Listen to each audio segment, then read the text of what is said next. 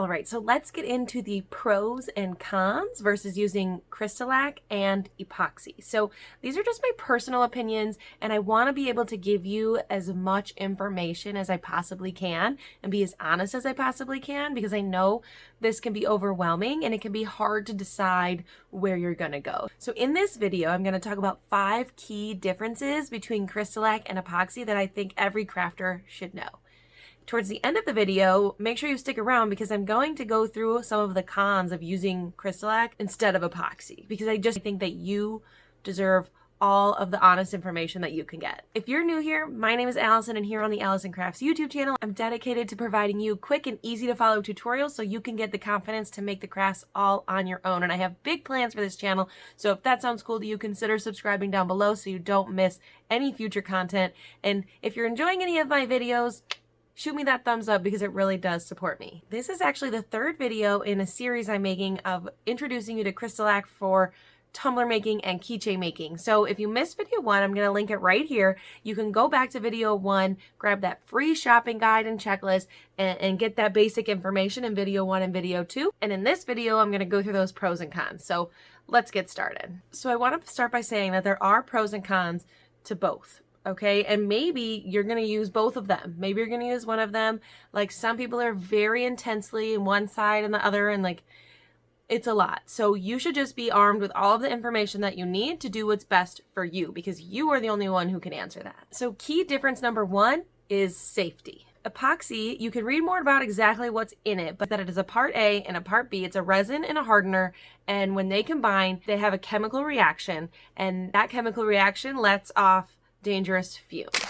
Okay, and it can cause serious reactions in a lot of people, and they're not instant, but the more you're exposed, the more you're likely to get that allergic reaction. So Crystalac is water-based, non-hazardous, non-toxic, and completely safe to use indoors. You don't need a respirator, you don't need intense ventilation, and it's something I can do in my home without being nervous about my health or my kids or my pets or my husband's health, and that's really important to me.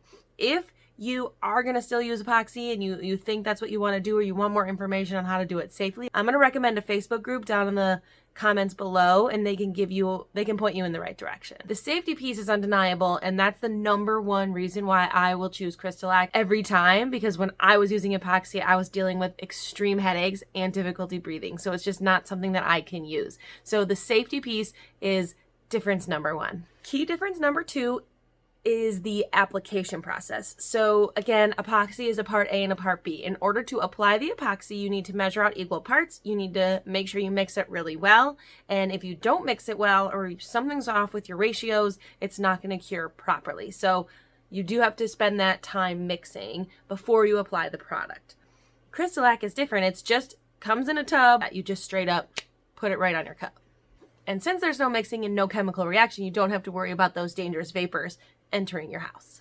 Key difference number 3 is the total number of coats you're going to do on a cup. I'm going to talk about tumblers specifically, but this translates into whatever craft that you happen to be using the products for. So epoxy, you're going to be doing, 2, 3, or 4 coats of epoxy total. Crystalac, on the other hand, you're looking at like 10, 12, 15 layers for your whole cup. And that might sound scary, and it might sound like a lot, but each layer takes literally 1 minute to put on your cup, and then you're going to reapply every 4 hours.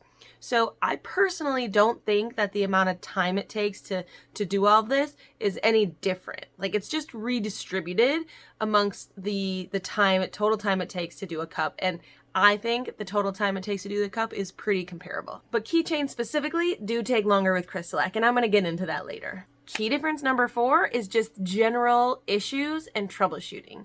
Okay, with epoxy, I felt like I was dealing with like fish eyes and random issues, bubbles that just like wouldn't go away, those micro bubbles, and I was dealing with that all the time, and other people are dealing with that all the time. With Crystalac, there are some things that can happen, of course, but mostly they can be solved by using thinner coats and making sure you're sanding.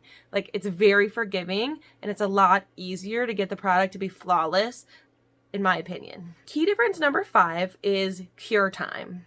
Okay, this is my last difference before I'm going to get into my cons. The cure time for epoxy really depends on the brand you're using, but the one I was using said full cure in 72 hours. okay? But that's a little misleading, and I didn't know this before, but I know this now because trusty Google helped me learn that epoxy might be fully hard in that time, but it still continues to cure for up to 30 days. Okay, so the big thing that people get scared about with Crystalac is that right on their website it says it takes up to 30 days to fully cure. But that's the same. And I didn't know that, but look it up and you'd be surprised. So Crystalac is hard enough to use and okay to use after about 5 days. So I wait 5 days to pass along my cups to my customers and to use myself. So after 5 days, as long as they're using it with caution, like not throwing it against the wall or soaking it or doing anything they're not supposed to do, they're gonna be just fine. Okay, one bonus of using Crystalac over epoxy. Now, the Crystalac company is run by these two sweet souls named Dorinda and David, and they're so helpful and active in the tumbler making community, even though that's only like a small piece of what their products are used for. And it's so refreshing to know that I could call them right now and ask them a gazillion questions and they're going to answer every single one of them. So I think there's just something so nice about having an honest and transparent ownership in your company, especially when there's a lot of concern about the health factors of tumbler making and keychain making. Okay, and now what you've been waiting for are my cons to using Crystalac instead of epoxy. So again, I just want to be 100% honest with you so you know everything before you decide to make the switch. These are some things that you really should be aware of before you get started. So the first issue with Crystalac is that you cannot use it in silicone molds. Okay, you can't pour it into anything thick. Like the whole way it works is that it has to be very thin layers. So if you're heavily invested in molds, you can't use those. And that's kind of unfortunate because there's so many cute ones. But you can use acrylic blanks instead. Or a lot of people have been using the liquid Sculpey clay in their silicone molds. I've never done that, but I'm going to find a video and maybe I can link it in the comments below if that's something you're interested in. Con number 2 is that if you were a keychain maker with acrylic blanks, using Crystalac on those is going to take you a lot longer than if you used epoxy and especially if you use UV resin, right? If you're coming from UV resin, you get a keychain done in like 10 minutes.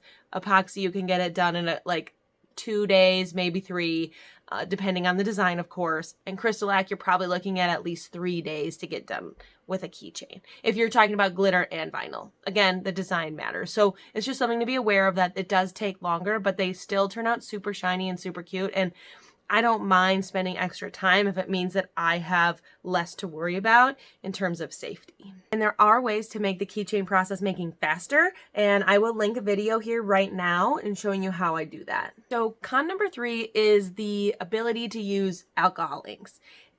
It's not a completely lost cause, don't worry. You just can't drop it into the wet Crystalac product and let it spin to make that type of design. Okay, the alcohol-based nature and the water-based nature, they just don't mix.